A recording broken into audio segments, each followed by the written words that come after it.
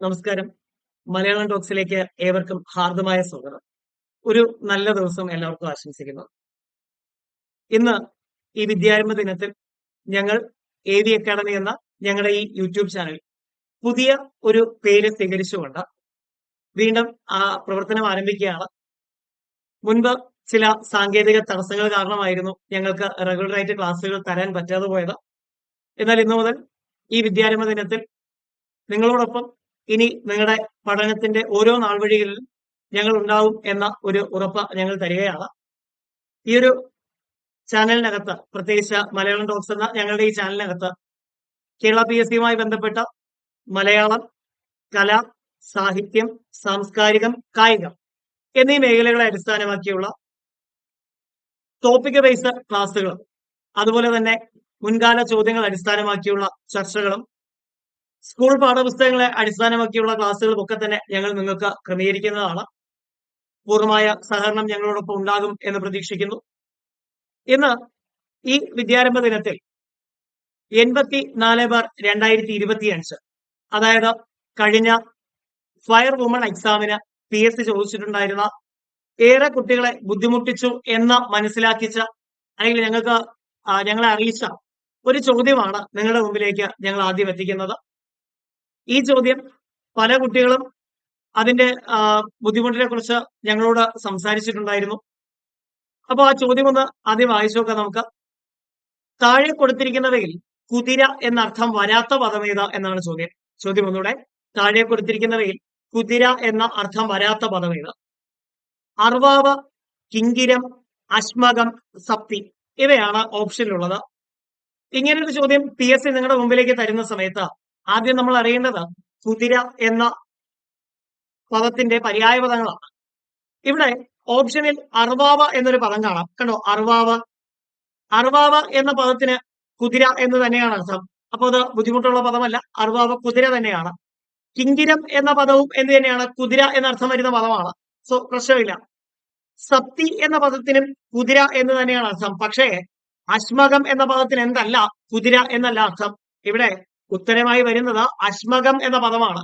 അശ്മകത്തിന്റെ അർത്ഥം എന്തല്ല? കുതിര എന്നല്ല. അപ്പോ അശ്മകത്തിന്റെ അർത്ഥം അറിയുന്നവർ ഒന്ന് താഴെ കമന്റ് ചെയ്ത് വെക്കുക. ഓക്കെ അല്ലേ? കമന്റ് ബോക്സ് നിങ്ങൾക്ക് ഓപ്പൺ ആണ്. കമന്റ് ബോക്സ് നിങ്ങൾക്ക് മാക്സിമം ഉപയോഗിക്കാവുന്നതാണ്.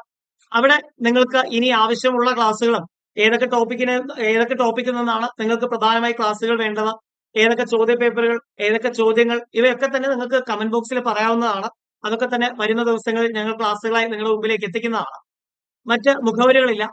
കുതിരയെക്കുറിച്ചുള്ള PSC ചോദിക്കാനുള്ള പര്യായ പദങ്ങളും ചില രസകരമായ മറ്റു പദങ്ങളും ഒക്കെ തന്നെ നമുക്ക് പഠിച്ചു വരാം. കുതിര ശ്രദ്ധിക്കുക. കുതിരയ്ക്ക് പ്രധാനമായി നമ്മൾ കാണുന്ന പര്യായ പദങ്ങളാണ് അശ്വം എന്ന പദം. അശ്വം കേരള PSC സ്ഥിരമായി ചോദിക്കുന്ന ഒരു പദമാണ് അല്ലെ? അശ്വം, വാജി, ഹയം, തുരകം. 4 പദങ്ങളാണ്.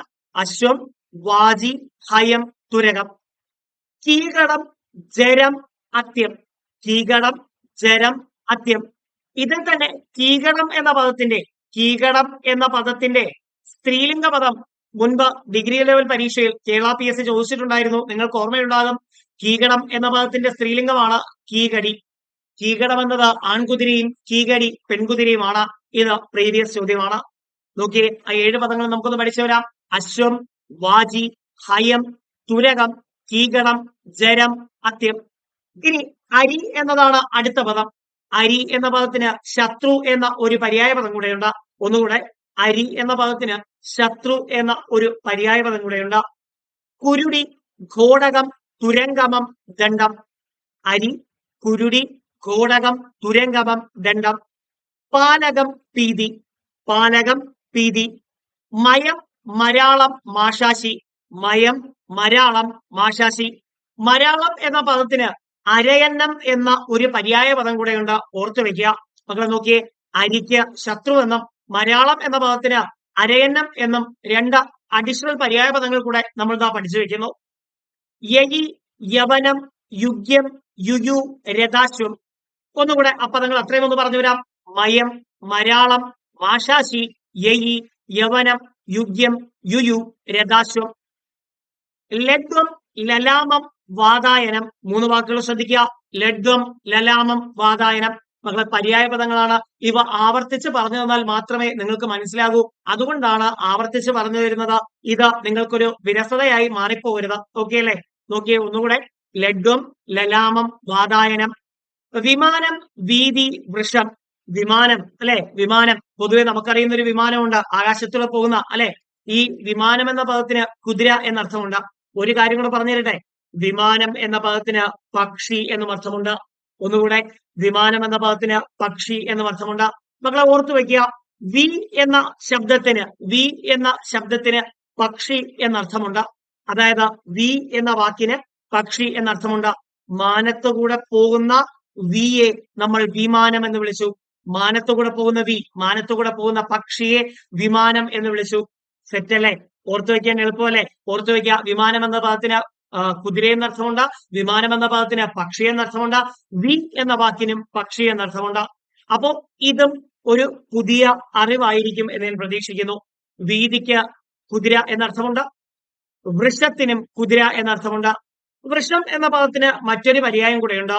വൃഷം എന്ന പദത്തിന് കാള എന്ന ഒരു അർത്ഥമുണ്ട്. ഓർക്കുക, വൃഷം എന്ന പദത്തിന് കാള എന്ന ഒരർത്ഥമുണ്ട്. ഓക്കെ അല്ലേ? ഒരേ പദത്തിന് പല പര്യായ പദങ്ങളും അർത്ഥങ്ങളും ഒക്കെ ഉണ്ടാവാറില്ലേ? അപ്പോ അഡീഷണൽ ഉള്ള വാക്കുകളും പഠിക്കുക കേട്ടോ. ഇനി നോക്കിയേ, ശാലിഹോത്രം, സപ്തി, സൈന്ധവം.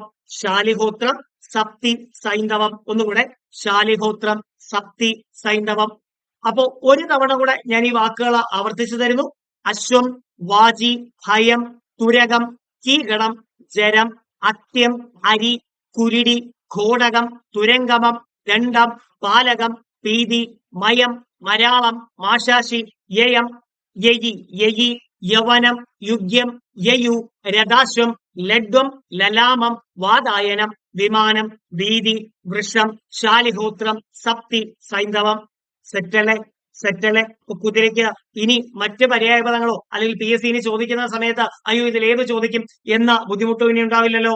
ഇവിടെ ഓർത്തു വെക്കുക, അർവാവ, അർവാവ, അർവാവ. അർവാവ് എന്ത് ചെയ്തിട്ടുണ്ട്? ഈ പരീക്ഷയ്ക്ക് ചോദിച്ചിട്ടുണ്ടായിരുന്നു. അതുകൊണ്ടായിരുന്നു ഞാൻ റിപ്പീറ്റ് ചെയ്യാതിരുന്നത്. ഇനിയും കുതിരയ്ക്ക് പര്യായ പദങ്ങൾ നിങ്ങൾക്കറിയാമെങ്കിൽ അവ കമന്റ് ബോക്സിൽ രേഖപ്പെടുത്തുക. ഓക്കെ അല്ലേ? അപ്പൊ എല്ലാവർക്കും ഒരു ശുഭദിനം ആശംസിക്കുന്നു. അടുത്ത ക്ലാസ്സുമായിട്ട് വീണ്ടും കാണാം. എല്ലാവരുടെയും സപ്പോർട്ട് ഞങ്ങൾ പ്രതീക്ഷിക്കുന്നുണ്ട്. എല്ലാവർക്കും ഒരു നല്ല വിജയം, നല്ലൊരു ഭാവി എല്ലാവർക്കും ആശംസിക്കുന്നുണ്ട്. സർവേശ്വരൻ അനുഗ്രഹിക്കട്ടെ. Thank you.